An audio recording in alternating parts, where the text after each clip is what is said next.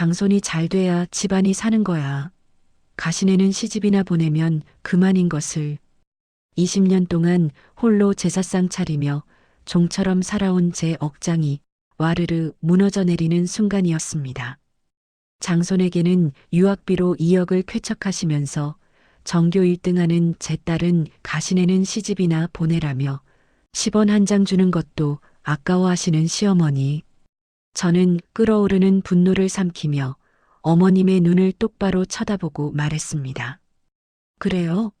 장손이 그렇게 귀하면 오늘부터 제사도 그 귀한 장손 보고 지내라고 하세요. 그 한마디에 시어머니는 뒷목 잡고 넘어가셨지만 제 복수는 거기서 끝나지 않았습니다. 천대받던 그 가시네가 어떻게 이 집안을 처절하게 비웃어주는지 그 통쾌한 사이다 반격이 지금 시작됩니다. 안녕하세요. 저는 47살 김미진입니다. 지금부터 제가 들려드릴 이야기는 시댁의 종노릇을 자처했던 미련한 여자가 어떻게 그 지독한 시월드라는 감옥을 탈출했는지에 대한 처절하고도 통쾌한 탈출기예요. 그때의 저는 마치 무언가에 홀린 사람처럼 살았는데 시간을 되돌릴 수만 있다면 도시락을 싸들고 다니면서라도 뜯어 말리고 싶을 정도로 기가 막힌 세월이었죠. 제 불행의 서막은 결혼 초 돈 좀 아껴보겠답시고 시댁에서 걸어서 딱 10분 거리인 전세금이 저렴한 빌라의 신혼집을 구하면서 시작됐던 것 같아요.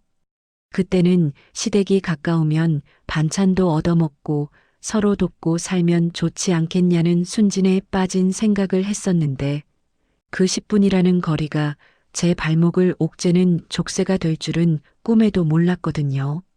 걸어서 10분 거리라는 건 시도 때도 없이 불려가야 한다는 뜻이었고 숟가락 개수까지 감시받아야 한다는 뜻이었으며 시어머니가 심심하면 호출하는 5분 대기조가 되어야 한다는 끔찍한 형벌의 시작이었죠. 제 남편은 위로 형님이 하나 있는 차남인데 보통 맏며느리가 고생한다는 말이 있지만 저희 집은 그 말이 통하지 않는 아주 기이한 구조로 돌아가고 있었어요. 서울 강남 그 비싼 동네에 산다는 형님네 부부는 1년에 딱 2번 명절 당일 점심때나 되어서야 얼굴을 비추고 제사 때는 바쁘다는 핑계로 코빼기도 안 비치기 일쑤였으니까요. 덕분에 1년에 8번이나 돌아오는 제사와 2번의 명절, 거기에 시어머니 생신상까지 합치면 무려 10번이 넘는 집안의 큰 행사는 오롯이 저 혼자 감당해야 하는 몫이 되어버렸죠. 그날도 저는 좁아 터진 시댁 부엌 구석에 쭈그리고 앉아서 기름 냄새에 절어가며 전을 부치고 있었는데 창문 하나 없는 주방이라 환기도 안 되고 매캐한 연기가 눈을 찔러서 눈물이 줄줄 흐르는 상황이었어요. 허리 디스크 시술을 2번이나 받아서 오래 앉아 있으면 다리가 저려오고 골반이 끊어질 듯 아파오는데 시어머니는 거실 소파에 비스듬히 누워 리모컨을 돌리며 부엌 쪽은 쳐다보지도 않고 툭 내뱉으시더라고요. 예, 전 부치는 냄새가 영 시원찮다. 저번처럼 태워 먹지 말고 노릇노릇하게 좀 잘해봐라. 우리 장손이 입맛이 까다로워서 탄 거는 입에도 안 되는 거 알지? 저는 뜨거운 프라이팬 위에서 지글거리는 돼지고기전을 뒤집개로 꾹꾹 누르며 치밀어 오르는 화를 억누르느라 입술을 꽉 깨물었는데 장손 타령은 20년이 지나도 레퍼토리가 바뀌지를 않으니 기가 막힐 노릇이었죠.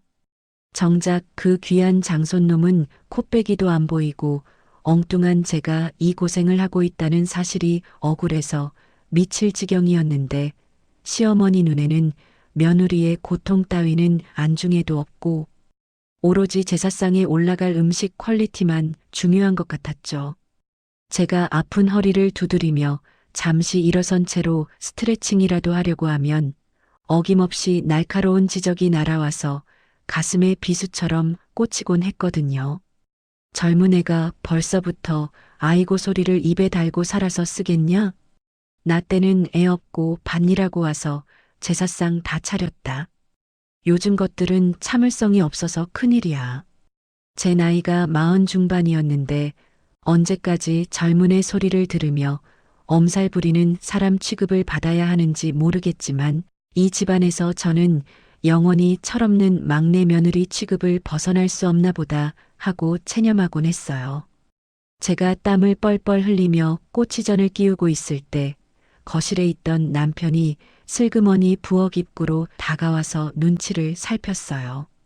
이 남자는 형에 대한 자격지심이 있어서 그런지 시어머니 앞에서는 찍소리도 못하고 그저 제가 묵묵히 일하는 걸 당연하게 여기는 사람이었거든요. 남편이 물 한 잔 마시러 온 척하면서 제 옆에 서더니 목소리를 잔뜩 낮춰서 속삭였습니다. 여보, 많이 힘들지? 형네가 이번에는 좀 일찍 온다고 했으니까 조금만 참아봐. 내가 집에 가서 안마해 줄게. 저 뻔한 거짓말에 속아 넘어간 세월이 20년인데 그 소리가 위로가 되기는커녕 염장을 지르는 소음으로 들려서 저도 모르게 남편을 쏘아보며 눈으로 욕을 퍼부어줬죠.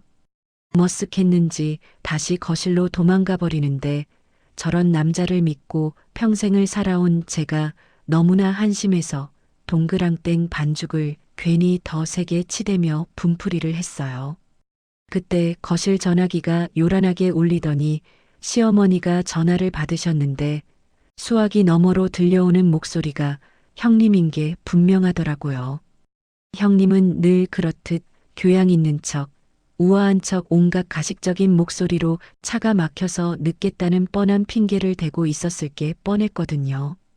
전화를 끄는 시어머니가 부엌으로 성큼성큼 걸어오시더니 제가 부쳐놓은 전을 손으로 집어드시면서 인상을 팍 쓰시며 말씀하셨죠. 큰애가 차가 너무 막혀서 저녁 늦게나 도착한다더라. 너는 음식 좀 빨리빨리 해서 상 차릴 준비나 해라.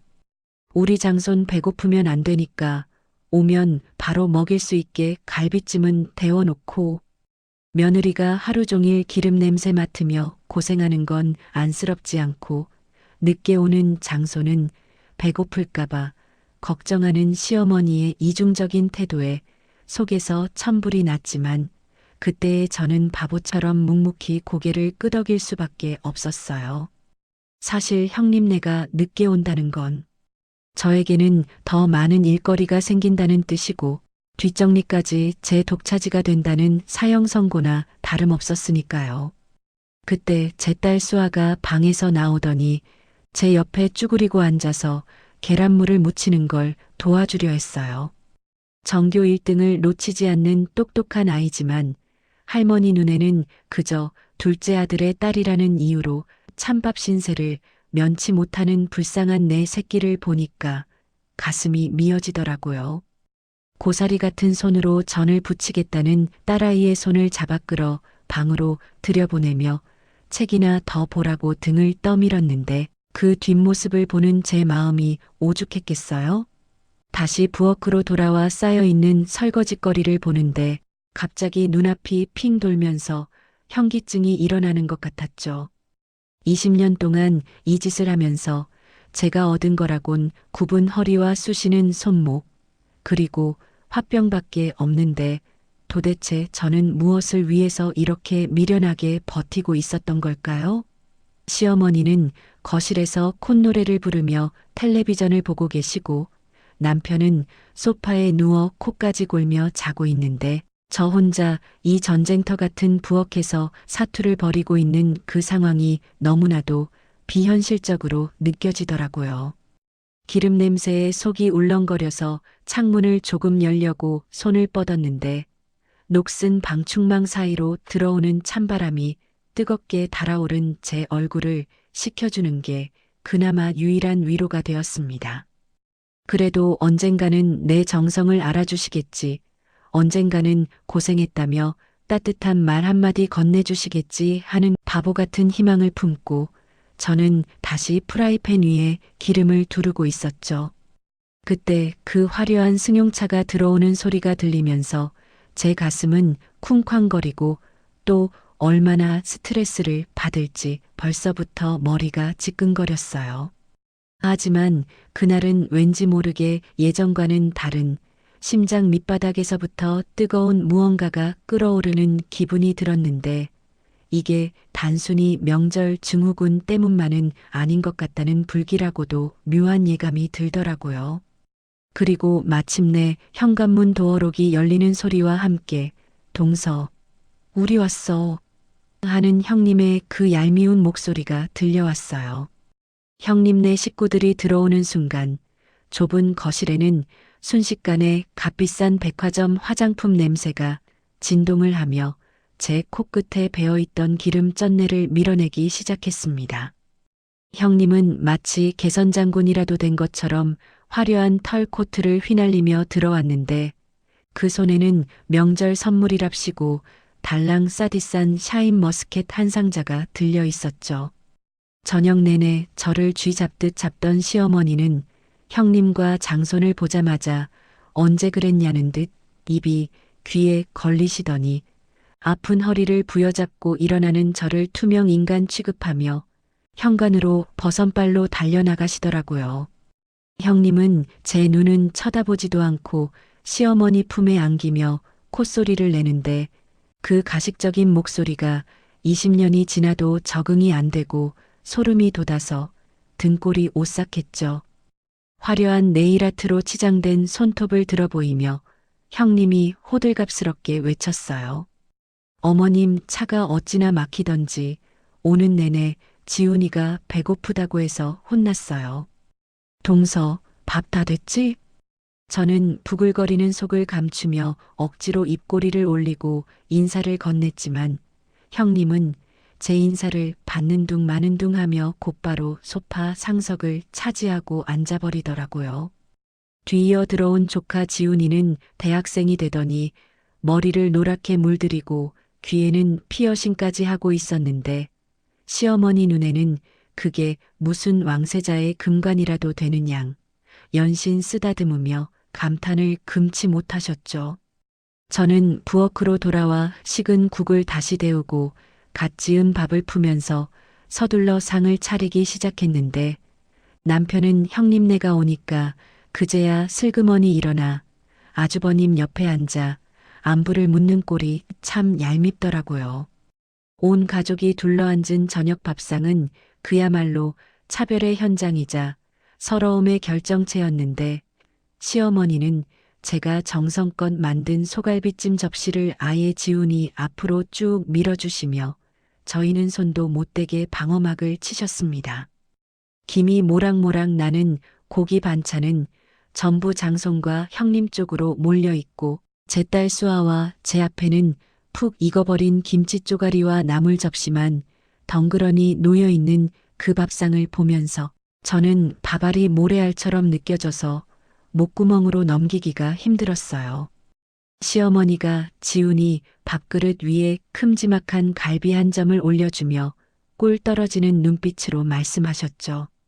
우리 장손 공부하느라 살 빠진 것 좀 봐라. 할미가 만든 거니까 많이 먹어. 이게 다 너 잘되라고 먹이는 보약이다. 새벽부터 제가 핏물 빼고 양념 재워 만든 건데 공은 시어머니가 다 챙겨가고 저는 그저 밥이나 푸는 식모가 된 기분에 숟가락을 쥔 손이 부들부들 떨렸어요. 옆에서 밥을 먹던 제 딸 수아는 고기 반찬에는 젓가락 한 번 못 가져가고 묵묵히 밥만 먹고 있었는데 전교 1등을 놓치지 않는 기특한 아이지만 이 집에서는 그저 여자애라는 이유로 존재감조차 없는 게 너무 화가 났죠. 수아가 이번 중간고사에서 또 전교 1등을 했다는 말을 하고 싶어서 입이 간질거렸지만 분위기를 보니 꺼내봤자 본전도 못 찾을 것 같아 꾹 참고 있었는데 시어머니가 갑자기 수아를 빤히 쳐다보시더라고요. 칭찬이라도 해주려나 싶어 기대했던 제가 바보였고 시어머니의 입에서는 상상도 못할 비아냥이 튀어나와서 제 가슴을 후벼 팠어요. 수아, 너는 공부는 좀 하냐? 오빠는 서울 명문대 다니는데 너도 전문대라도 가려면 지금부터라도 기술을 배우든가 해야지. 맨날 방구석에만 있어서 쓰겠냐? 순간 식탁 분위기가 싸해지고 수아의 얼굴이 붉게 달아오르는 게 보였는데 전교 1등하는 아이한테 전문대 운운하며 무시하는 그 태도가 너무 분하고 억울해서 저도 모르게 숟가락을 탁 내려놓게 되더라고요. 지훈이는 밥상머리에서 스마트폰만 들여다보며 어른들이 묻는 말에 대꾸도 안 하는데 시어머니는 그게 마냥 귀여운지 흐뭇하게 바라보시고 수아는 고개만 푹 숙이고 있는 상황이 꼭 지옥 같았습니다. 형님은 옆에서 거들며 어머님 냅두세요. 수아도 나름대로 하겠죠라고 말하는데 그건 분명 위로가 아니라 비웃음처럼 들려서 밥상을 엎어버리고 싶은 충동을 간신히 참아냈죠. 식사가 끝나기가 무섭게 형님은 아이고 배부르다 하며 소파로 직행해서 텔레비전 채널을 돌리기 시작했고 산더미처럼 쌓인 설거지는 당연하다는 듯 오롯이 제 몫으로 남겨졌어요. 설거지를 하는 발그락 소리 사이로 거실에서 하하호 웃음소리가 들려오는데 마치 저만 다른 세상에 격리된 하녀가 된 것 같은 비참함에 눈시울이 붉어졌지만 혹시라도 누가 볼까봐 수돗물을 세게 틀어놓고 눈물을 삼켰습니다. 과일을 깎아오라는 시어머니의 호통에 부랴부랴 손을 닦고 배와 사과를 깎아서 대령했는데 형님은 포크로 사과 한 조각을 집어먹으며 어머 동서 과일 깎는 솜씨가 예술이네. 난 손톱 때문에 못하는데 부러워라며 약을 올리더라고요.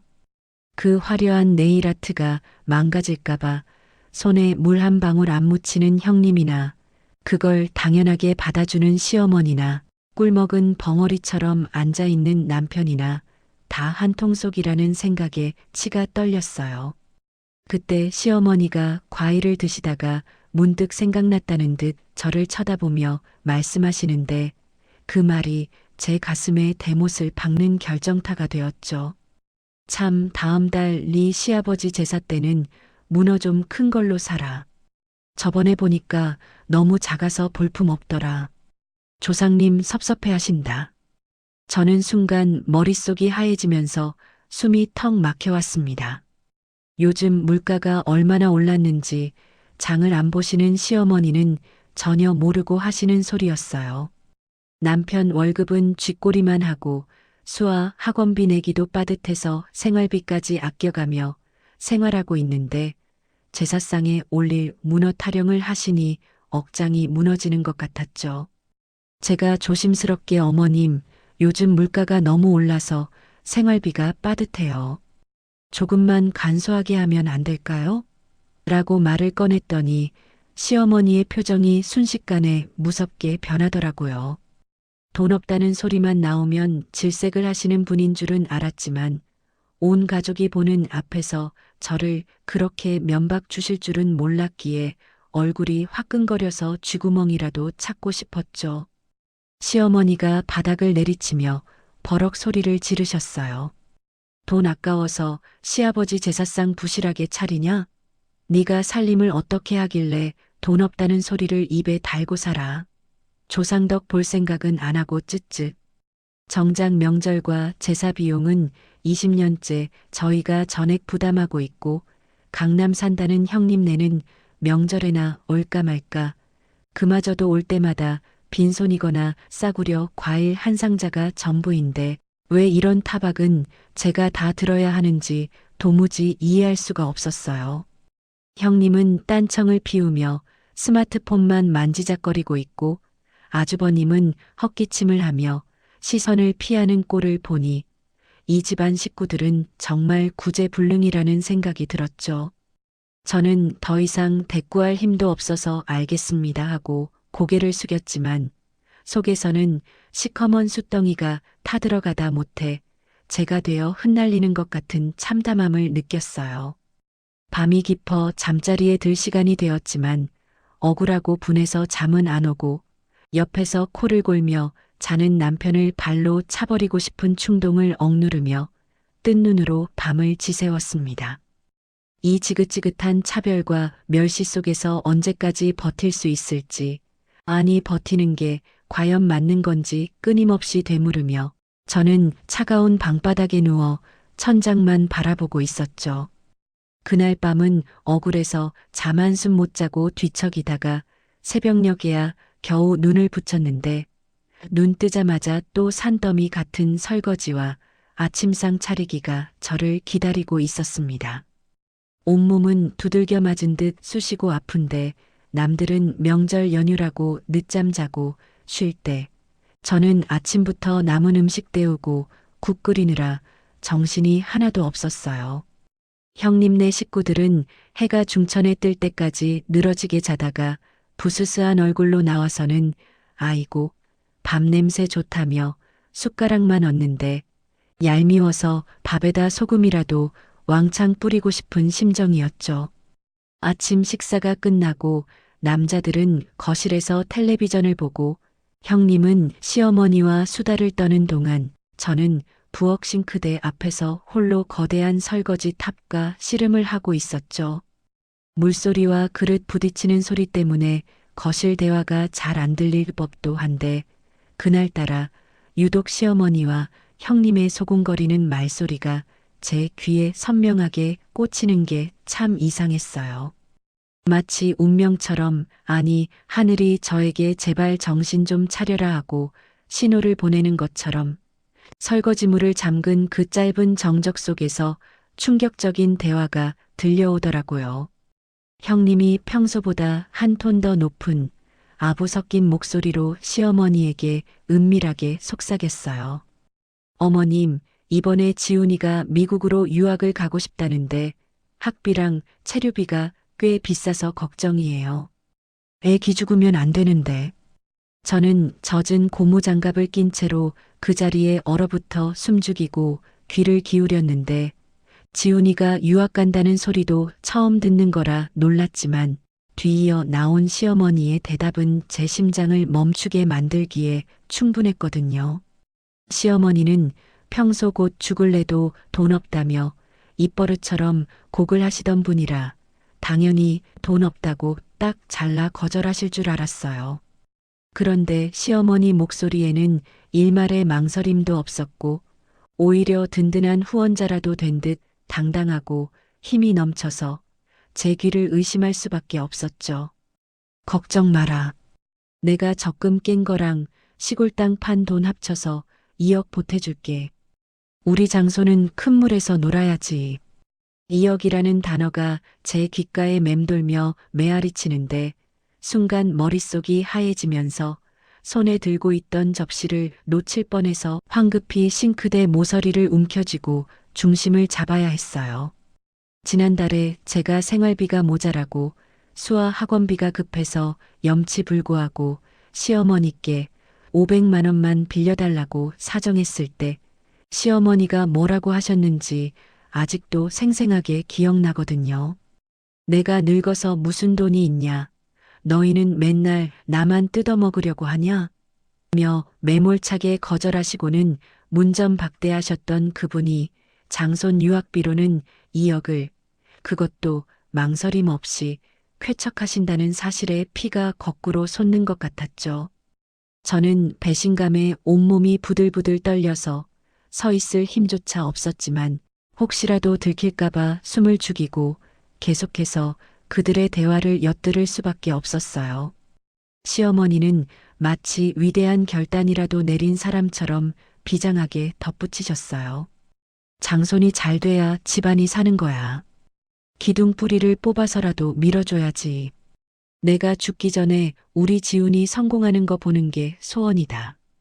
형님은 감동받은 척 콧소리를 내며 어머님 최고예요.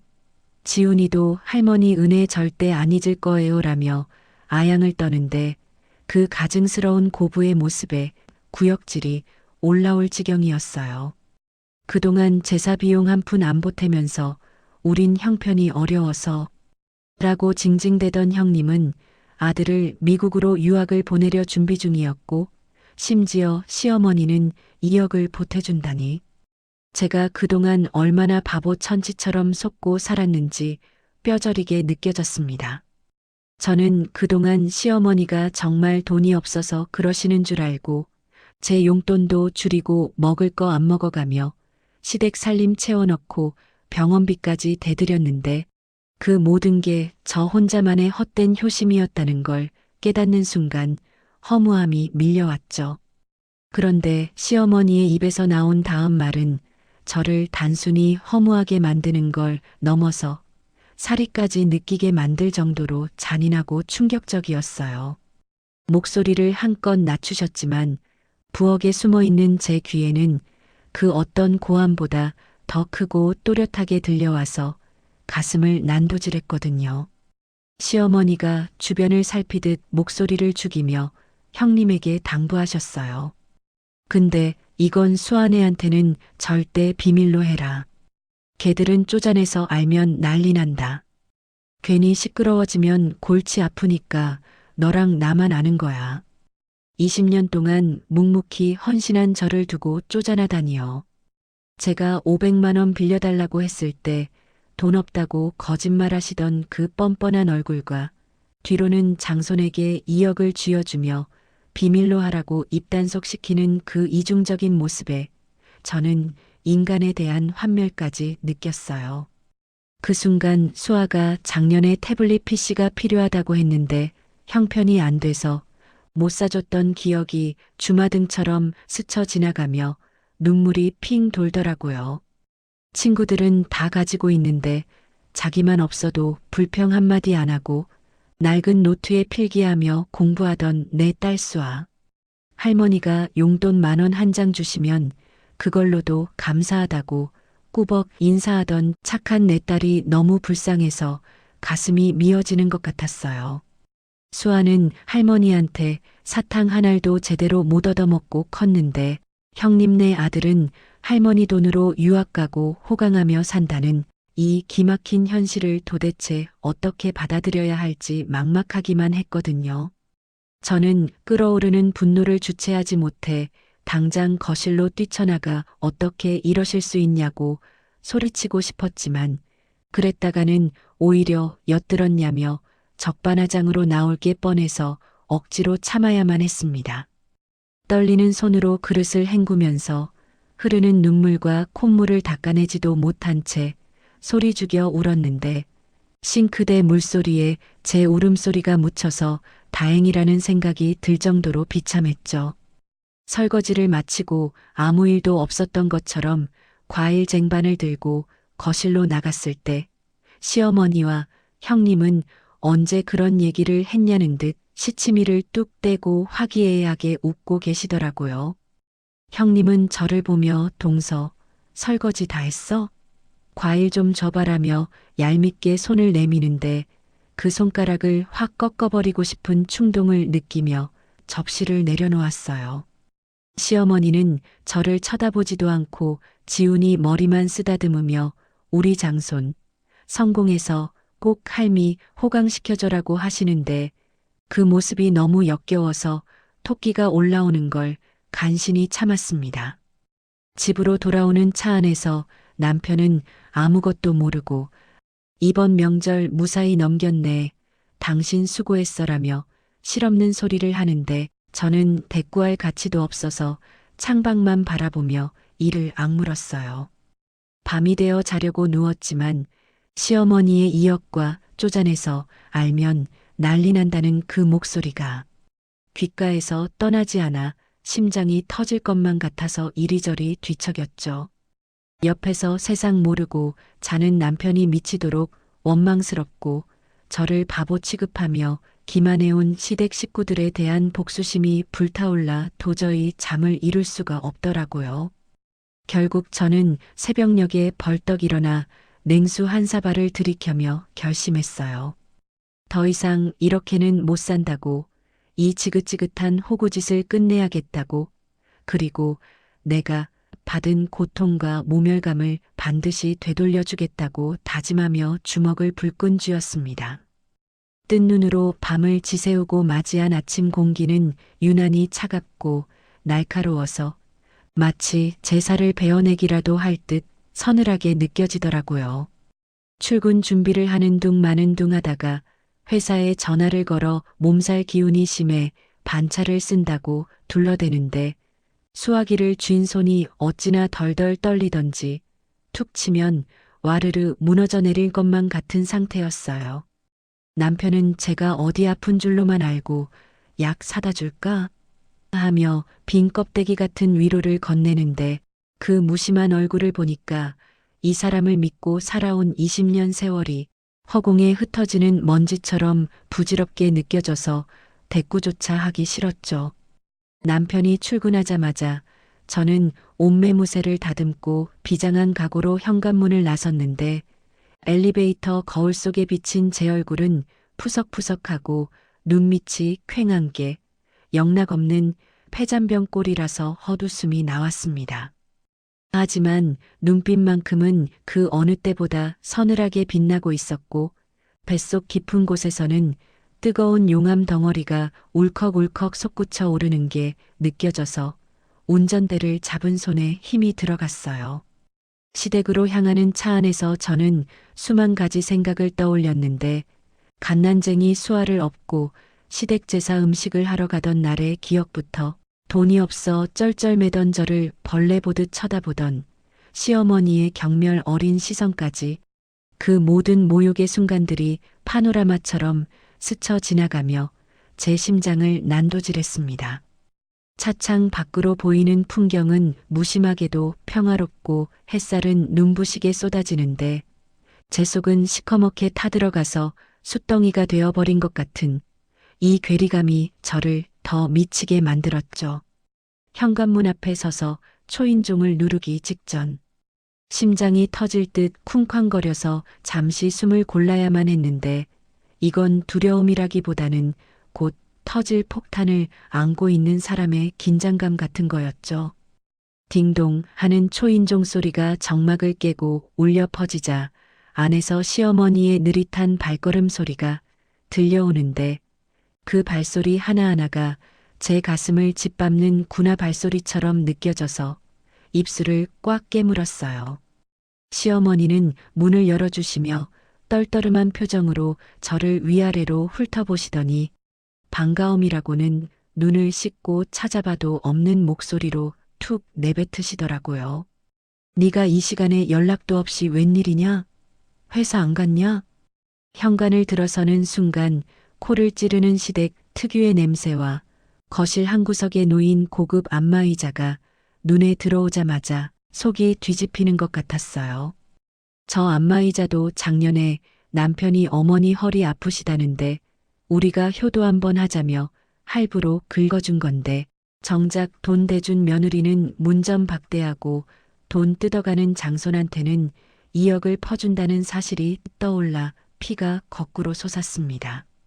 저는 신발을 벗는 둥 마는 둥 하고 거실로 성큼성큼 걸어 들어갔는데 시어머니는 제 기색이 심상치 않다는 걸 눈치채셨는지 소파에 비스듬히 기대앉아 눈을 가늘게 뜨고 저를 노려보시더군요.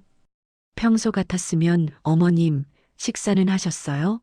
하고 굽신거렸겠지만 오늘만큼은 그럴 기분도 아니었고 그럴 필요도 없다는 생각에 저는 식탁 의자를 끌어다가 시어머니 정면에 딱 버티고 앉았어요. 시어머니는 며느리가 감히 허락도 없이 의자를 끌어다 앉는 꼴이 못마땅하셨는지 미간을 확 구기시며 혀를 차셨는데 그 모습이 이제는 무섭기는커녕 우스꽝스럽게까지 보여서 저도 모르게 콧방귀가 나오더라고요. 저는 더 이상 시간을 끌고 싶지 않아서 밤새 갈고 닦았던 그 문장을 단도직입적으로 아주 또박또박 시어머니의 면전에 들이밀었죠. 어머님, 지훈이 이번에 미국 유학 가는 거 어머님이 2억 지원해 주시기로 하셨다면서요?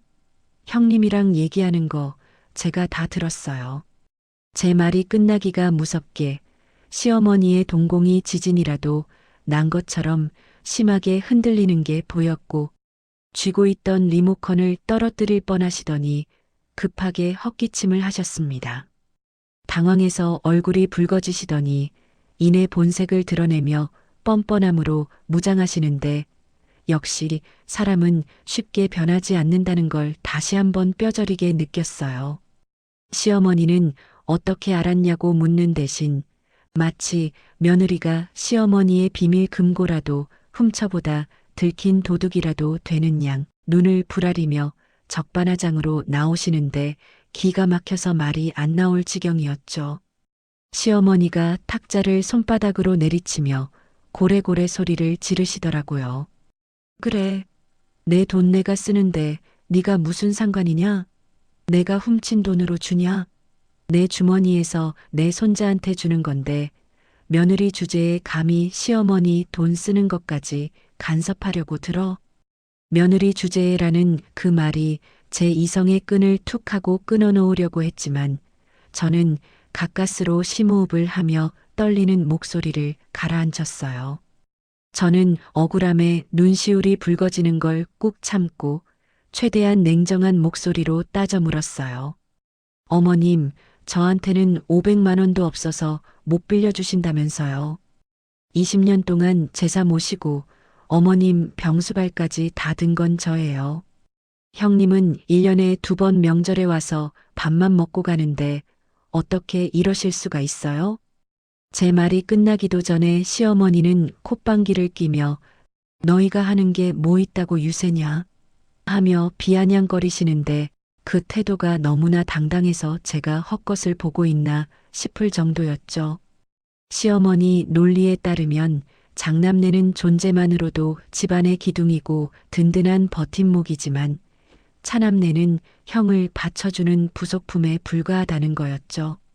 매달 생활비 꼬박꼬박 보내드리고 철마다 보약해다 바치고 주말마다 와서 청소해드리는 저의 노력은 당연한 의무이고 1년에 2번 와서 용돈 10만 원 쥐어주는 장남의 행동은 지극한 효도로 둔갑하는 이 기가 막힌 이중 잣대 앞에서 저는 할 말을 잃었어요.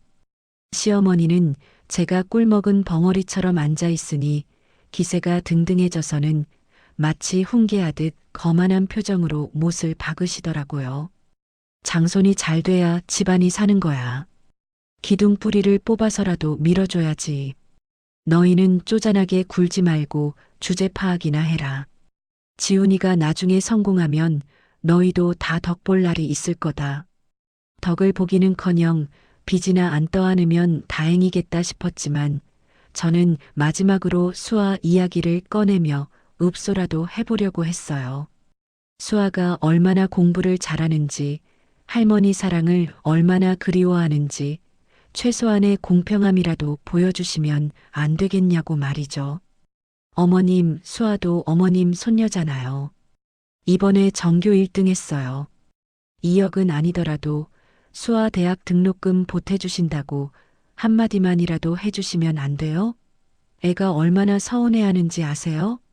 제 딴에는 핏줄에 호소하는 마지막 발악이었는데 시어머니의 입에서 나온 대답은 제가 이 집안에서 버틴 20년이라는 세월을 시궁창에 처박아 버리는 결정타였어요. 그 말은 단순한 거절이 아니라 제 딸의 존재 가치 자체를 부정하고 짓밟는 끔찍한 폭언이었기에 저는 귀를 의심할 수밖에 없었죠. 어머니는 인상을 팍 쓰시며 손을 팔이 쫓듯 휘휘 내저으셨습니다. 어디서 감히 계집애를 장손이랑 비교를 해. 장손은 집안의 대를 이을 귀한 몸이고 가시네는 공부시켜봤자 시집가면 남인 것을. 돈 아깝게 무슨 대학 타령이야. 적당히 돈 벌다가 나이 차면 시집이나 보내. 가시네. 남. 그 두 단어가 제 머릿속을 강타하는 순간 뇌관이 터지듯 머릿속에서 무언가 탁 하고 끊어지는 소리가 들렸어요. 21세기에 그것도 내 배 아파 낳아 금지옥엽으로 키운 내 딸을 두고 단지 여자라는 이유만으로 돈 아까운 존재 취급을 하다니요. 수아는 어릴 때부터 할머니한테 사랑받고 싶어서 그 고사리 같은 손으로 어깨를 주물러드리고 용돈 모아서 할머니 양말까지 사다 드리는 착한 아이였는데 그 모든 정성이 이 늙은이한테는 아무런 의미가 없었다는 걸 깨닫는 순간 눈앞이 하얘지더라고요. 더 이상 시어머니는 존경해야 할 어른이 아니라 내 딸을 모욕하고 내 인생을 착취한 괴물로밖에 보이지 않았어요. 저는 의자에서 벌떡 일어나 시어머니를 내려다보며 생전 처음으로 눈에 도끼를 품고 고함을 질렀는데 그 소리가 어찌나 컸던지 거실 유리가 징징 울릴 정도였죠. 가시네는 공부시켜봤자 남 좋은 일 시키는 거라고요?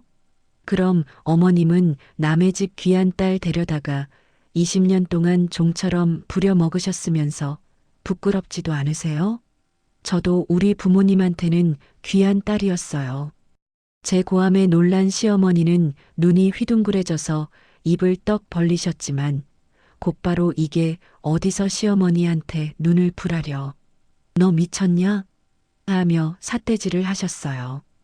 하지만 이미 제 눈에는 뵈는 게 없었고 시어머니의 악다구니는 더 이상 무서운 호랑이의 포효가 아니라 이빨 빠진 늙은이의 초라한 발악으로밖에 안 들렸어요.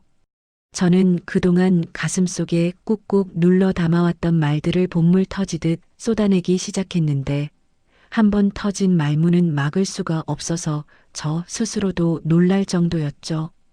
장손이 그렇게 귀하시면 앞으로 제사도 장손한테 지내라고 하세요. 저는 가신에 낳은 죄인이라 이제 제사상 못 차리겠네요. 수아대학은 제가 뼈가 부서져라 이래서 보낼 테니 어머님 돈 10원 한 장 필요 없으니까 평생 그 잘난 장손 끼고 사시라고요. 시어머니는 너무 기가 막힌지 뒷목을 잡고 말을 잇지 못하시는데 저는 그 꼴을 보면서 일말의 동정심도 느끼지 못했어요. 오히려 속이 뻥 뚫리는 듯한 통쾌함과 함께 내가 왜 진작 이러지 못했을까 하는 후회가 밀려오더라고요. 저는 가방을 챙겨 들고 현관으로 향하면서 뒤에서 욕을 해대는 시어머니를 향해 마지막 쐐기를 박는 한마디를 던졌어요. 앞으로 저한테 전화하지 마세요. 번호 바꿀 거니까 연락도 하지 마시고요. 아, 그리고 형님한테 전하세요. 다음 달 아버님 제사 형님이 와서 하라고요. 저는 이제 이 집 문턱도 안 넘을 겁니다. 현관문을 쾅 닫고 나오는데 등 뒤에서 시어머니가 저 천하의 불효막심한 년 하며 악을 쓰는 소리가 복도까지 울려 퍼졌지만 저는 뒤도 돌아보지 않았어요. 엘리베이터를 기다리는 동안 온몸이 사시나무 떨듯 덜덜 떨리고 심장이 터질 것 같아서 벽을 짚고 서 있어야 했지만 한편으로는 가슴 한구석에서부터 차오르는 해방감에 웃음이 새어나오더라고요. 엘리베이터 거울 속에 비친 제 얼굴은 눈물이 범벅되어 엉망으로 일그러져 있었지만 그런 제 모습이 낯설면서도 반가웠어요. 차에 탔는데 핸들을 잡은 손이 너무 떨려서 시동을 걸 수가 없어서 한참을 멍하니 앉아 있었죠. 차 안의 정적 속에서 방금 제가 내뱉은 말들이 귓가에 맴돌았고 이제 정말 돌이킬 수 없는 강을 건넜구나 하는 생각에 두려움보다는 짜릿한 전율이 온몸을 감쌌어요. 20년 동안 저를 옥죄고 있던 족쇄가 풀려나가는 느낌, 마치 깊은 물속에서 허우적대다가 수면 위로 올라와 거친 숨을 몰아쉬는 것 같은 그 생생한 감각이 저를 살아있게 만들더라고요. 집으로 돌아가는 길, 라디오에서 흘러나오는 신나는 댄스 음악이 마치 제 새로운 인생을 축하해주는 행진곡처럼 들려서 저도 모르게 볼륨을 높이고 흥얼거리게 되었어요. 지나가는 풍경들이 어제와는 다르게 선명하고 다채롭게 보였고 도로 위의 차들마저 저를 위해 길을 비켜주는 것 같은 착각이 들 정도로 기분이 고조되었죠. 하지만 집에 도착해서 현관문을 여는 순간 신발장에 놓인 남편의 구두를 보자마자 현실이 다시 저를 잡아 끌어내리는 것만 같았어요.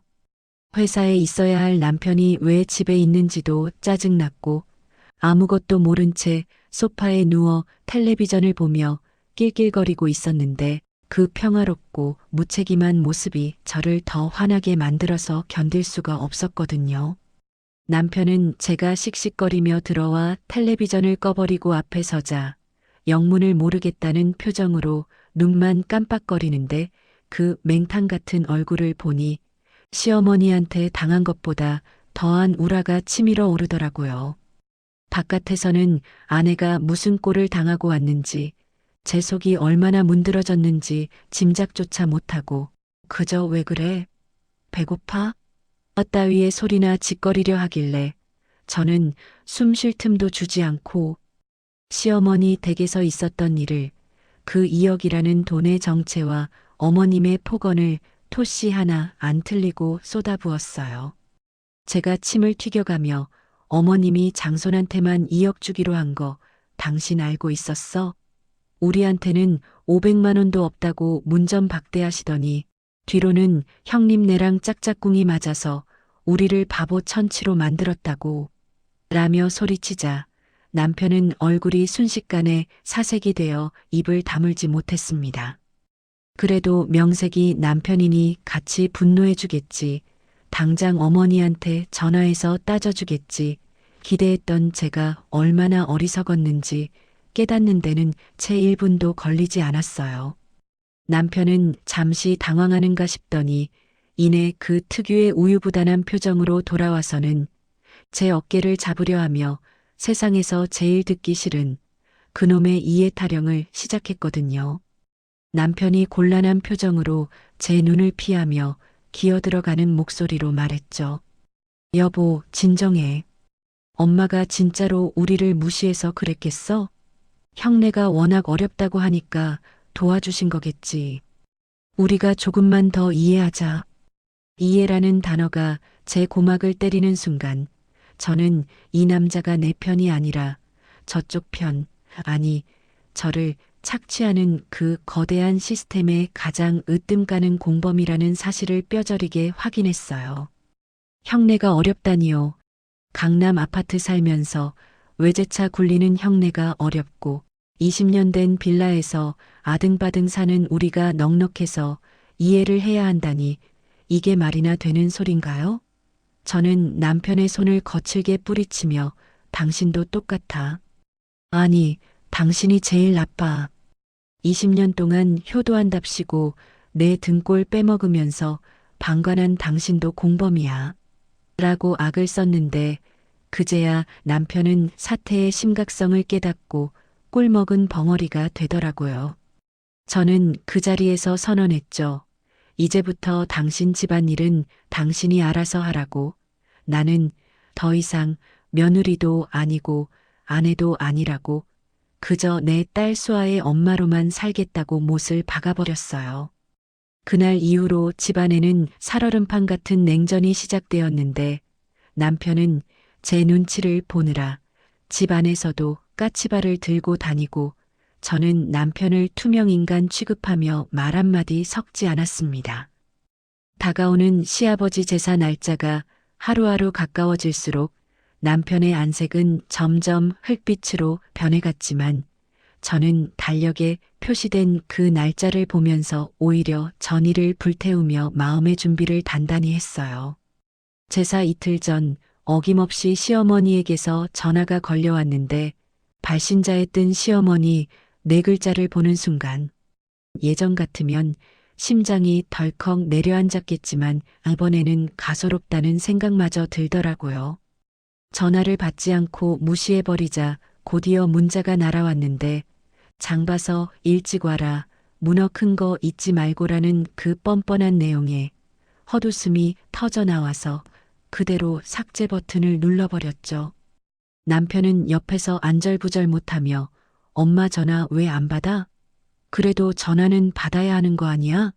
라며 호들갑을 떨었지만 저는 싸늘하게 식은 눈으로 쳐다보며 그럼 당신이 장 보러 간다고 해. 난 안 가니까라고 쏘아붙이고는 방으로 들어가 버렸어요.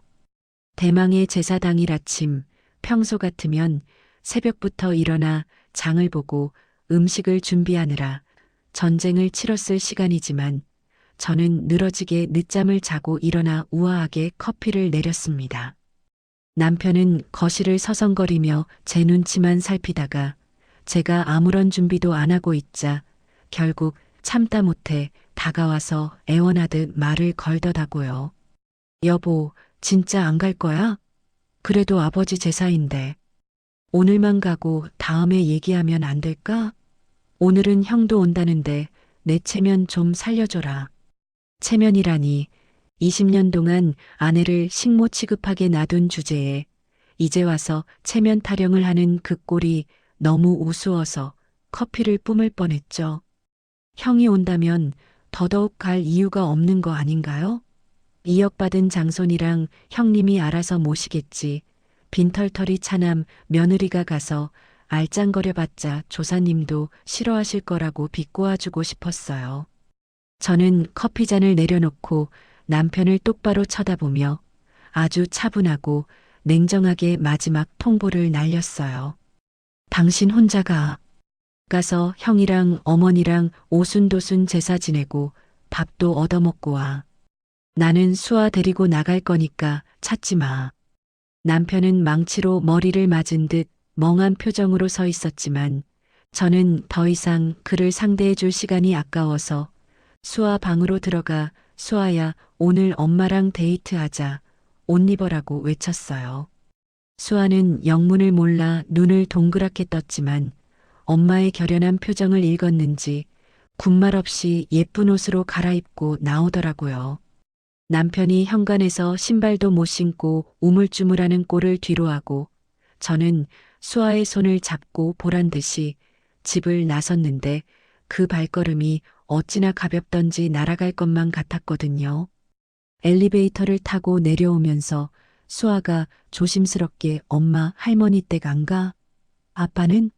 하고 묻길래 저는 수아의 머리를 쓰다듬으며 응, 이제 안 가도 돼. 오늘은 우리 딸 먹고 싶은 거 다 먹으러 가자라고 웃어주었죠.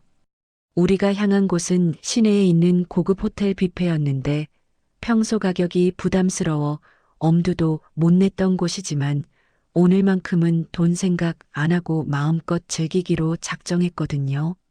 시어머니한테 500만 원 빌려달라고 구걸했던 제 모습이 떠올라 잠시 씁쓸했지만 이내 억울함을 털어버리기로 했습니다. 화려한 조명과 맛있는 음식 냄새가 가득한 뷔페에 들어서자 수아의 눈이 휘둥그레지는 걸 보니 그동안 못해준 게 미안해서 가슴 한구석이 찌릿해 오더라고요. 접시 가득 맛있는 음식을 담아와서 오물오물 먹는 딸아이의 모습을 보며 너무나 행복했죠. 창밖으로는 붉은 노을이 지고 있었는데 저기 어딘가 시댁에서는 지금쯤 제사가 시작될 시간이라 한바탕 난리가 났을 걸 상상하니 밥맛이 꿀맛이더라고요. 아마 시어머니는 제가 안아서 펄쩍 뛰고 계실 테고 형님은 음식 준비가 안 돼서 발을 동동 구르고 있을 테고 남편은 그 사이에서 쥐구멍을 찾고 있겠죠. 상상만으로도 통쾌해서 스테이크를 써는 제 손길에 힘이 들어갔는데 그때 테이블 위에 올려둔 제 휴대폰이 징징거리며 요란하게 진동하기 시작했어요.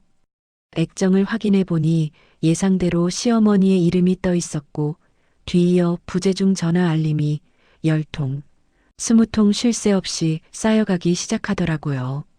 시계를 보니 저녁 7시 딱 제사 지낼 시간이었는데 음식이 없으니 제사를 못 지내고 다급해진 시어머니가 이성을 잃고 전화를 걸어대시는 게 눈에 선했죠. 수아가 걱정스러운 눈빛으로 엄마, 할머니 전화 아니야? 안 받아도 돼? 라고 물었지만 저는 여유롭게 물 한 모금을 마시고 미소를 지어 보였어요.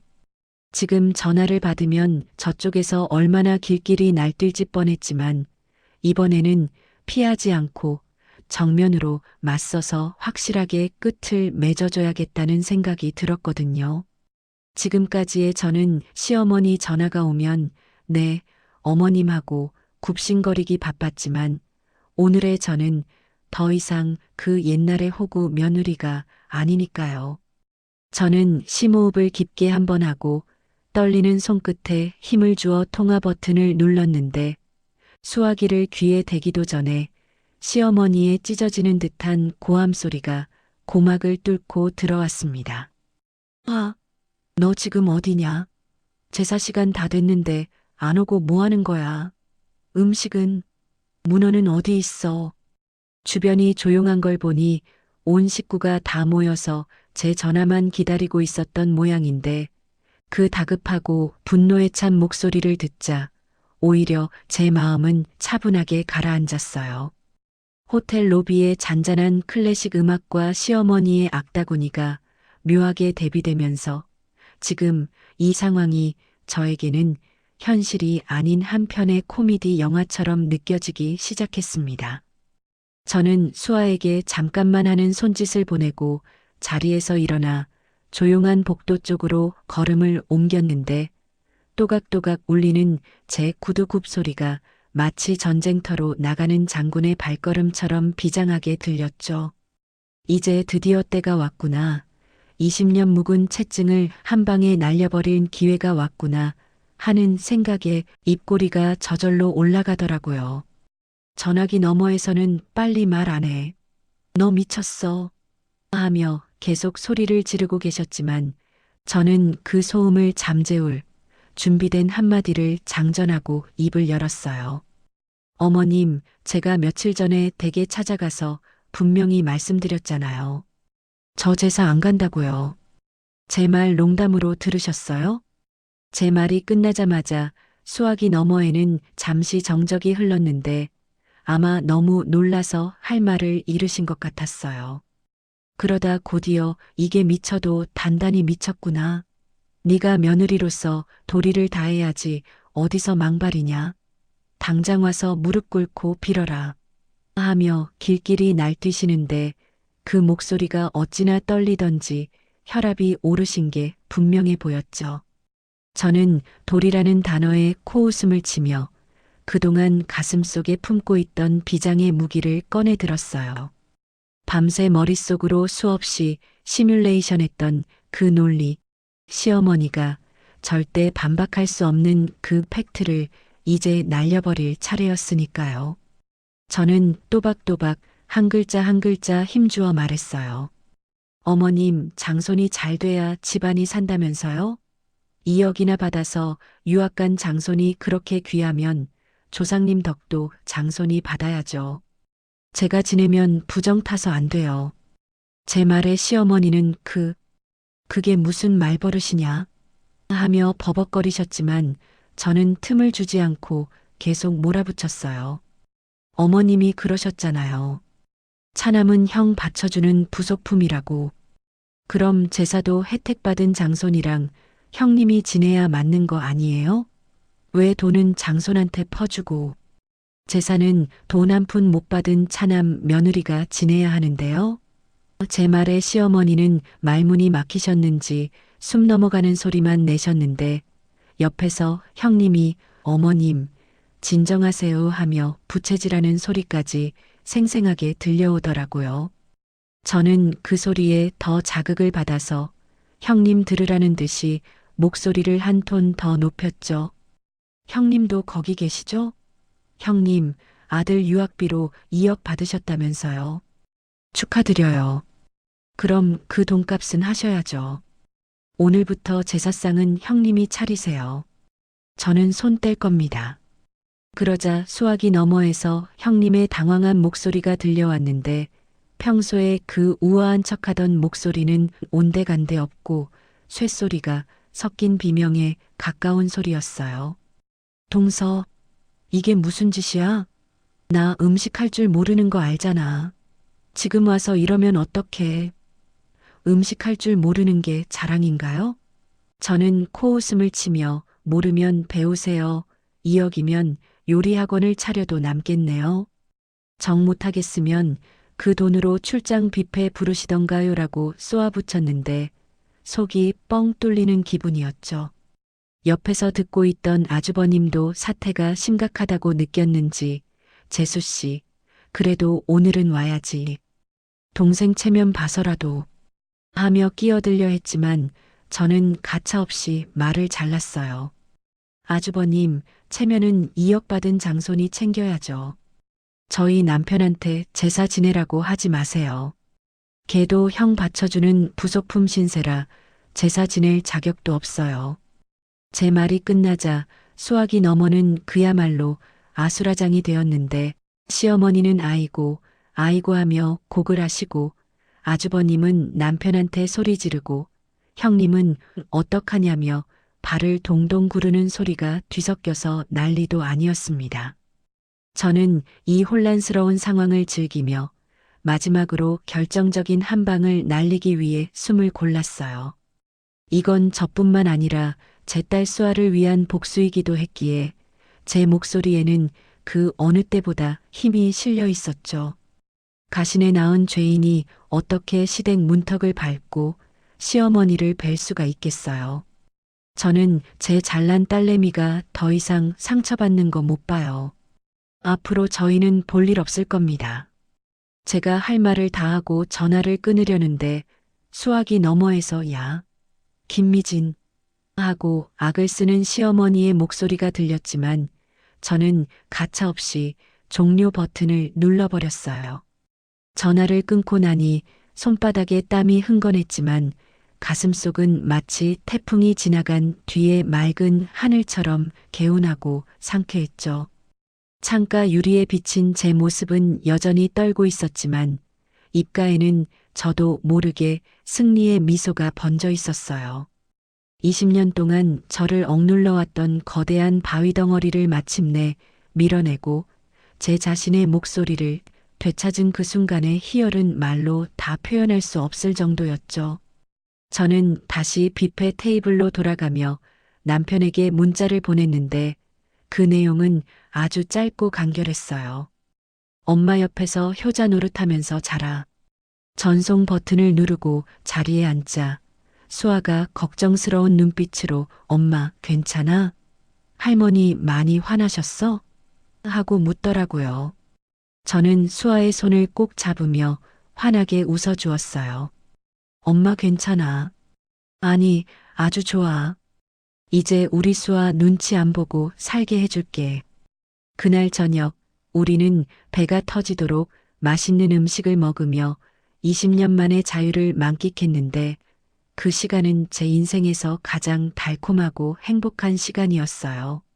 하지만 제 예상대로 시댁의 밤은 그리 평화롭지 못했던 모양인지 식사를 마치고 나올 때쯤 형님에게서 장문의 문자가 와 있더라고요.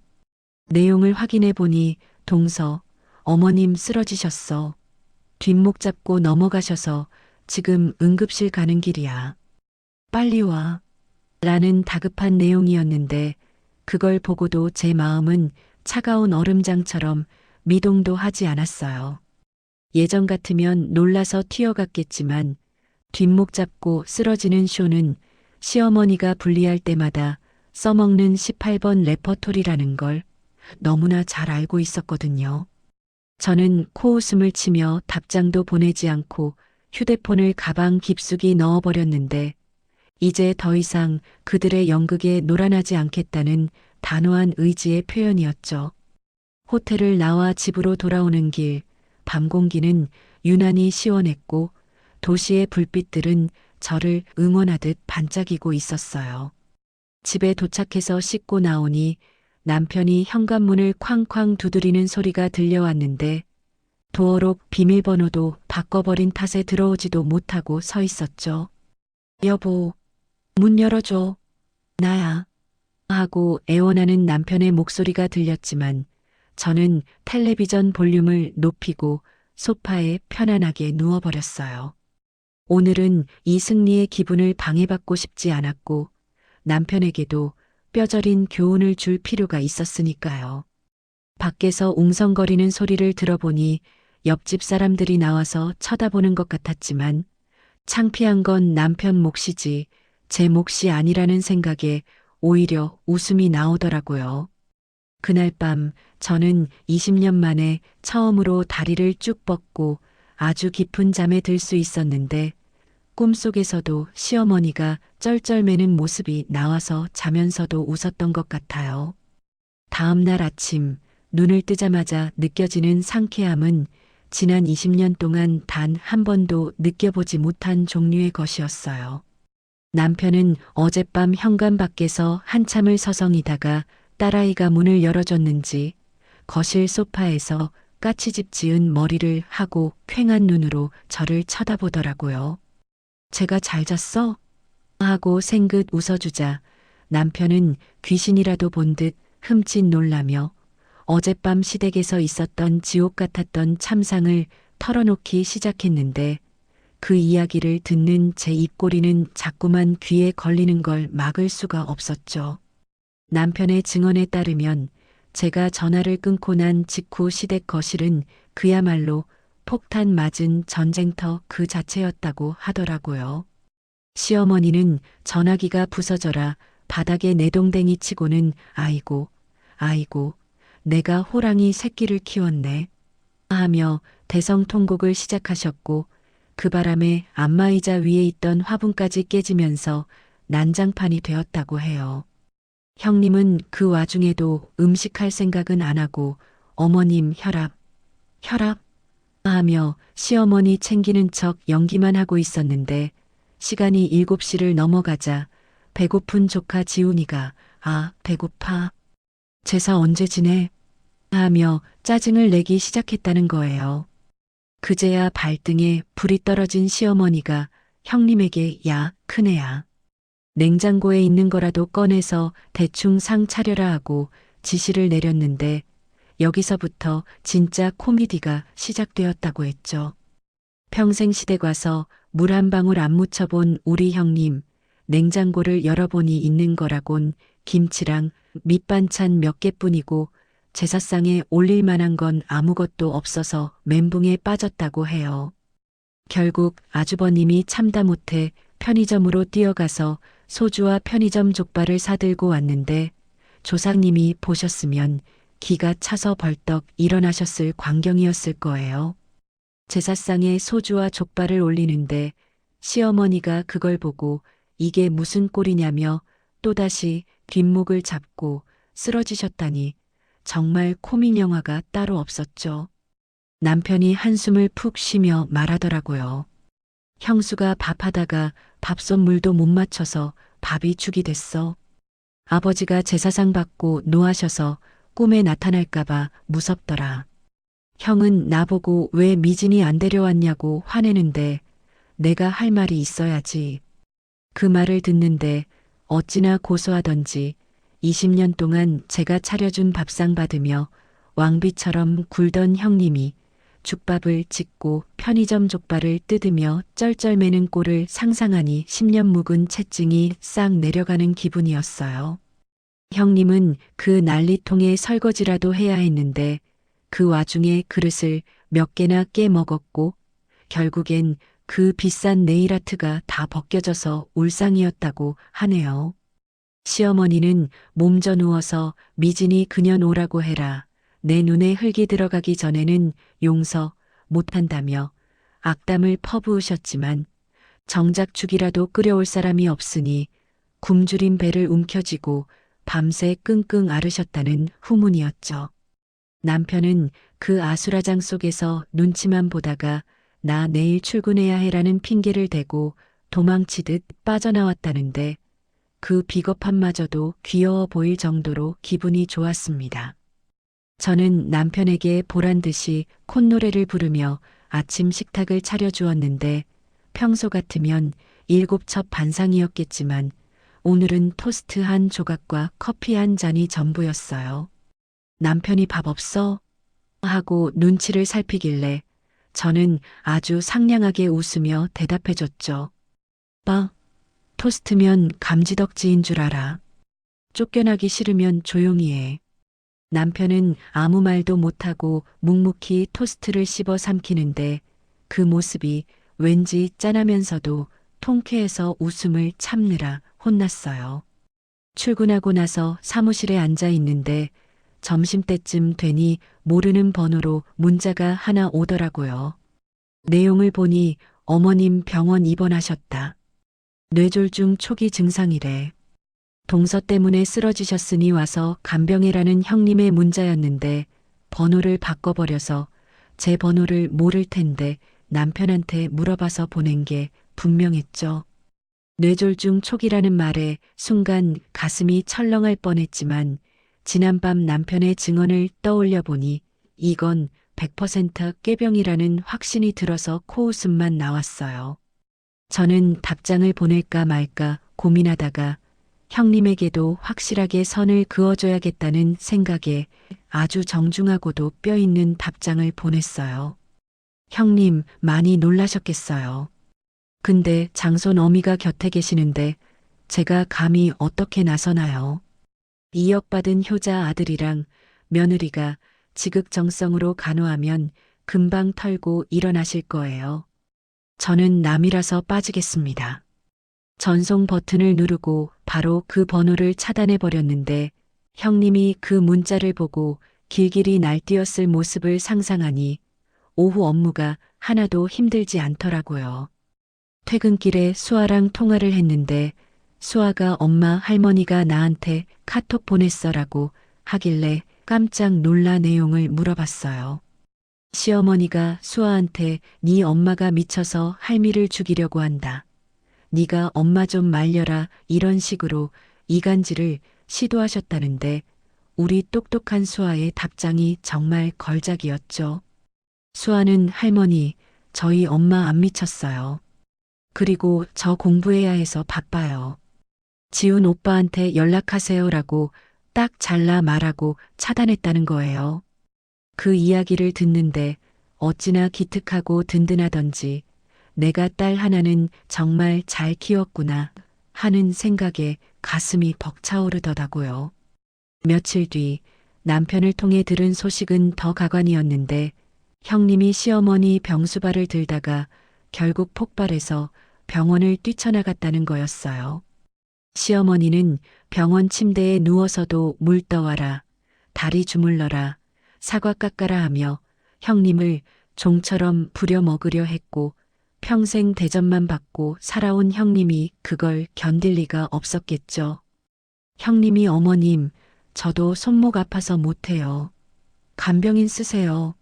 라고 소리 지르고 나가버리자 시어머니는 1인실 병실에 홀로 남겨져서 멍하니 천장만 바라보고 계신다고 하더라고요.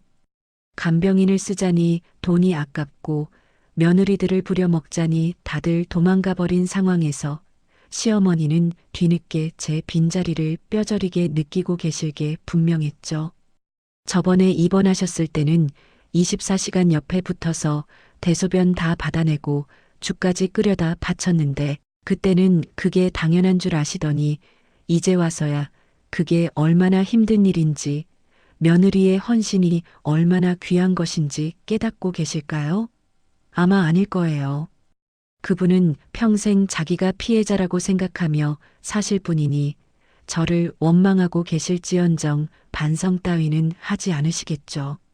주말이 되어 남편이 병원에 한번 가봐야 하지 않을까? 하며 넌지시 물어왔지만 저는 아주 단호하게 갈 거면 당신 혼자가 나는 그 근처에도 안 갈 거야 라고 잘라 말했어요. 남편은 혼자 가기 무서운지 쭈뼛거리다가 결국 안 가는 쪽을 택했는데 이제 남편도 시어머니보다는 제 눈치를 더 보는 상황이 된 거죠. 시댁이라는 거대한 성벽이 무너져 내리는 소리가 들리는 것 같았는데 그 붕괴의 시작은 장손을 향한 편애와 며느리를 향한 차별이라는 썩은 기둥 때문이었다는 걸 그들은 알까요? 형님네도 이제 시어머니 재산 챙길 거 다 챙겼으니 볼일 없다는 식으로 나오기 시작했고 장손 지훈이는 미국 가서 연락도 잘 안 된다고 하니 시어머니의 노후는 보나마나 뻔한 스토리로 흘러가고 있었죠. 그렇게 시끄럽던 제사 파동이 지나가고 저희 집에는 묘한 평화가 찾아왔는데 이건 예전처럼 제가 참고 희생해서 얻은 가짜 평화가 아니라 당당하게 권리를 찾고 재취해낸 진짜 평화였어요. 남편은 이제 퇴근하면 바로 집에 와서 청소기를 돌리고 설거지를 하기 시작했는데 제가 시키지 않아도 알아서 기는 꼴을 보니 진작 이렇게 훈련을 시킬 걸 그랬나 하는 후회도 들더라고요. 시댁의 몰락과 형님의 고생담을 전해 듣는 게 제 일상의 소소한 즐거움이 되어버린 지금 저는 더 이상 과거의 그 우울하고 억눌린 며느리가 아니었어요. 하지만 아직 마지막 관문이 남아있다는 예감이 들었는데 시어머니가 이대로 순순히 물러나실 분이 아니라는 걸 제가 누구보다 잘 알고 있었기 때문이죠. 퇴원하면 분명히 집으로 쳐들어오거나 또 다른 계략을 꾸미실 게 뻔한데 이번에는 또 어떤 막장 드라마를 쓰실지 기대 반 걱정 반으로 기다리고 있었거든요. 그리고 며칠 후 예상대로 저희 집 인터폰이 요란하게 울리기 시작했습니다. 인터폰 화면 속에는 며칠 새 10년은 더 늙어버린 듯한 시어머니가 서 계셨는데 그 꼬장꼬장하던 기세는 온데간데 없고 어깨가 축 처진 채 짐가방 하나를 달랑 들고 있는 모습이 영락없는 힘없고 초라한 노인네의 몰골이더라고요. 아마 병원에서 퇴원하자마자 집으로 갈 수가 없어서 염치불구하고 제일 만만한 저희 집으로 발길을 돌리신 게 분명했죠. 남편은 화면을 보고 어쩔 줄 몰라 하며 여보, 엄마 오셨는데 저렇게 서 계시게 할 순 없잖아. 문 열어드려야 하지 않을까? 하며 제 눈치를 살피는데 그 흔들리는 눈빛을 보니 마음이 약해지려는 찰나였어요. 하지만 저는 20년 전 그날 만삭의 몸으로 시댁 문 앞에서 문전박대당했던 기억을 끄집어내며 마음을 다잡았는데 그때 시어머니는 어린 것이 벌써부터 친정 타령이냐며 매몰차게 문을 닫으셨던 분이니까요.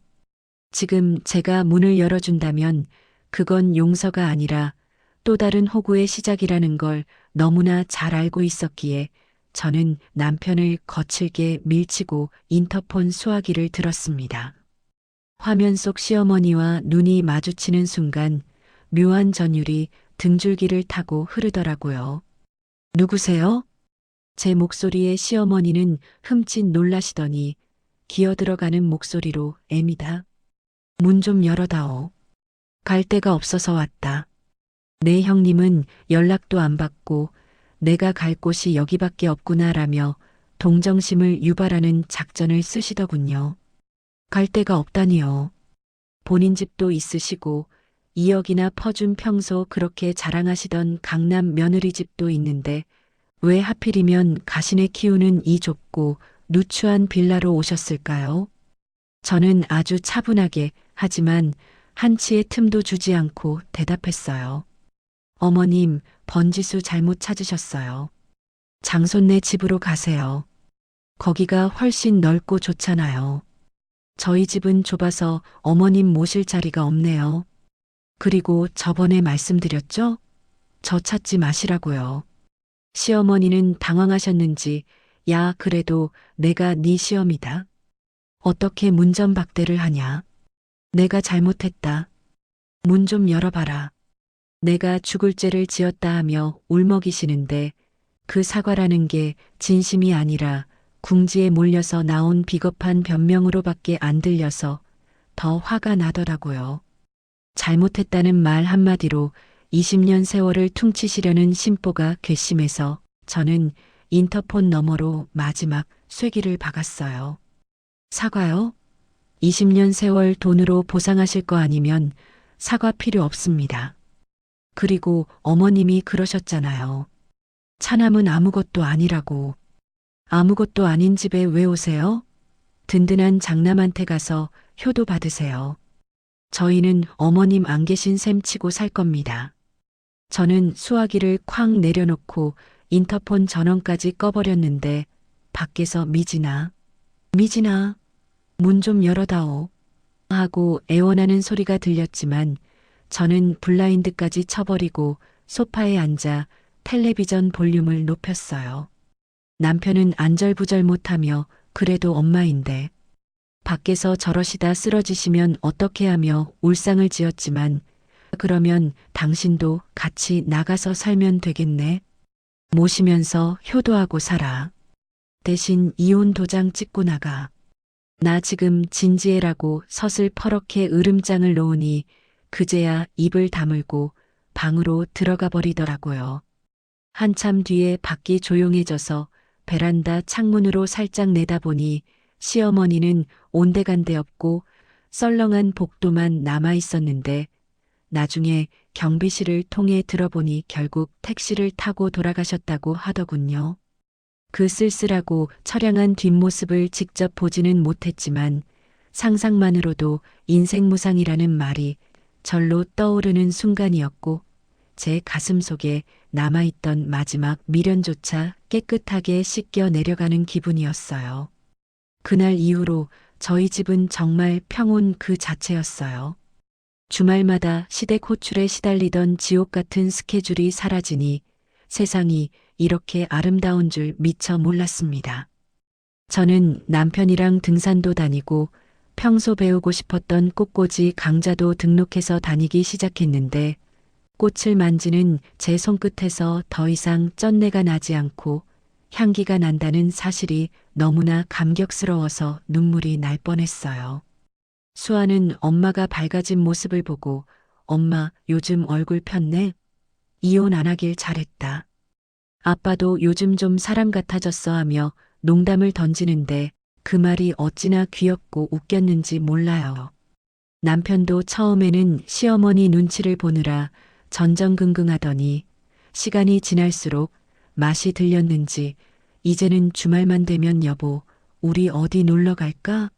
맛집 찾아놨어 하며 먼저 데이트 신청을 하더라고요. 물론 남편이 완전히 개과천선한 건 아니지만 적어도 누구 편을 들어야 밥을 얻어먹고 편하게 살 수 있는지 생존 본능으로 깨달은 것 같아서 귀엽게 봐주기로 했고 이제는 청소와 빨래는 남편 전담이 되어버렸죠. 반면 시댁 쪽 소식은 들려올 때마다 막장 드라마의 연속이었는데 얼마 전 건너 들은 소식에 따르면 형님네 장손 지훈이가 유학 가서 공부는 안 하고 도박에 손을 대서 지원받은 2억을 다 날려먹고 빚까지 졌다는 소문이 들려오더라고요. 시어머니는 그 소식을 듣고 진짜로 뒷목 잡고 쓰러지셔서 병원에 실려가셨다는데 이번에는 꾀병이 아니라 진짜 쇼크였다고 하지만 뿌린 대로 거두는구나 하는 생각밖에 안 들었어요. 형님은 아들 빚 갚느라 바빠서 연락이 두절됐고 아주버님은 술로 세월을 보내다가 강경화 초기 진단을 받았다는 흉흉한 소문까지 돌았죠. 결국 시어머니는 돌봐줄 사람이 아무도 없어서 요양병원으로 모셔졌다는 이야기를 전해 들었는데 평생 장손만 바라보며 사셨던 분의 말년이 이렇게 비참하게 끝난다는 게 참 아이러니하더라고요. 남편이 면회라도 한번 가볼까? 그래도 엄마가 많이 편찮으시다는데 하고 슬쩍 물었지만 저는 단호하게 아니, 가면 또 발목 잡혀 마음 약해지지 마. 우리가 가면 병원비, 간병비 다 우리 목 될 텐데 감당할 수 있어? 라고 현실을 직시하게 해줬어요. 어차피 우리가 가봤자 돈 달라는 소리밖에 더 듣겠어요? 장손 빚 좀 갚아달라고 떼쓰실 게 뻔한데 굳이 불구덩이로 뛰어들 필요는 없으니까요. 그 다음에 수아가 서울대에 떡하니 합격했다는 합격증을 받아왔을 때 저는 20년 묵은 한이 눈 녹듯 사라지는 기분이었어요. 시어머니가 전문대라도 가겠냐, 가시네 공부시켜봤자 소용없다며 무시했던 우리 수아가 장손도 못 간 서울대에 보란 듯이 그것도 장학생으로 합격해서 엄마의 자존심을 세워줬으니 이보다 더한 효도가 어디 있겠어요. 합격 소식을 듣고 남편은 펑펑 울면서 우리 딸 장하다, 아빠가 미안하다고 난리법석을 떨었고 저는 시어머니가 계신 요양병원 쪽을 향해 마음속으로 보셨어요? 이게 바로 어머님이 무시하던 가시네의 힘이에요라고 외쳤죠. 수아 입학 선물로 남편이 몰래 모아둔 비상금을 털어 최신형 노트북을 사주면서 아빠가 그동안 너무 무심했다. 앞으로 더 잘할게라고 사과하는데 그 모습을 보니 이제야 비로소 진짜 가족이 된 것 같은 따뜻함이 느껴지더라고요. 지난 봄에는 수아랑 둘이서 처음으로 해외여행을 다녀왔는데 에메랄드빛 바다를 배경으로 활짝 웃는 딸아이의 얼굴을 보면서 저는 굳게 다짐했어요. 다시는 누구에게도 휘둘리지 않고 내 인생의 주인공으로 당당하게 살겠노라고. 그리고 내 딸에게는 절대 엄마 같은 삶을 물려주지 않겠노라고 말이죠. 여행지에서 찍은 사진을 프로필 사진으로 올렸더니 형님한테서 동서 좋아 보이네. 우리 지훈이는 한국 들어왔어. 라는 구질구질한 카톡이 왔지만 저는 읽고 바로 차단해버렸어요. 부러우면 지는 거라는데 이미 형님은 저한테 완패한 거나 다름없고 이제 와서 친한 척하려는 그 속내가 뻔히 보여서 대꾸할 가치조차 느끼지 못했어요. 가끔 시어머니 생각이 날 때도 있지만 그건 그리움이 아니라 반면교사로서의 기억일 뿐이에요. 저렇게 늙지 말아야지, 사위한테 저런 장모는 되지 말아야지 하는 교훈을 주는 존재로서만 제 기억 속에 남겨두기로 했으니까요. 이제 저는 더 이상 명절이 두렵지 않고 제사라는 단어에 경기 일으키지도 않아요.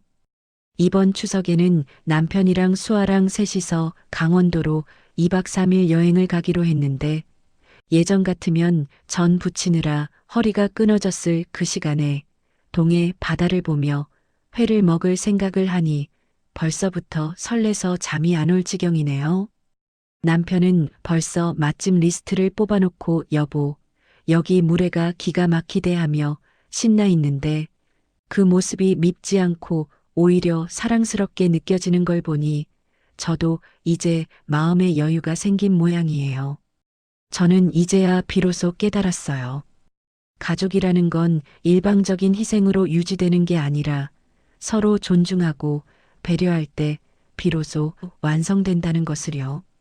제가 20년 동안 붙들고 있었던 건 효도가 아니라 굴종이었고 제가 착한 며느리 콤플렉스를 벗어던지는 순간 비로소 우리 가족 모두가 행복해질 수 있었다는 사실을 말이죠. 혹시 지금 이 순간에도 시댁 때문에 고통받고 계신 며느리분들이 있다면 제 이야기가 조금이나마 위로가 되고 용기가 되었으면 좋겠어요.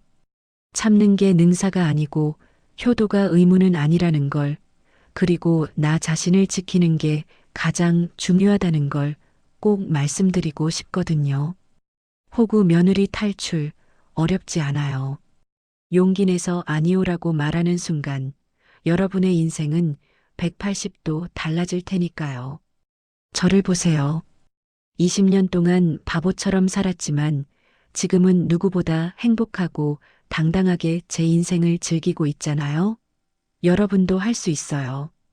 더 이상 남의 인생 조연으로 살지 마시고 여러분 인생의 주인공이 되세요. 지금까지 제 길고도 험난했던 하지만 끝내 승리한 사이다 탈출기를 들어주셔서 감사합니다. 여러분 모두 시월드에서 해방되어 진정한 자유를 찾으시길 진심으로 응원할게요. 다들 행복하세요.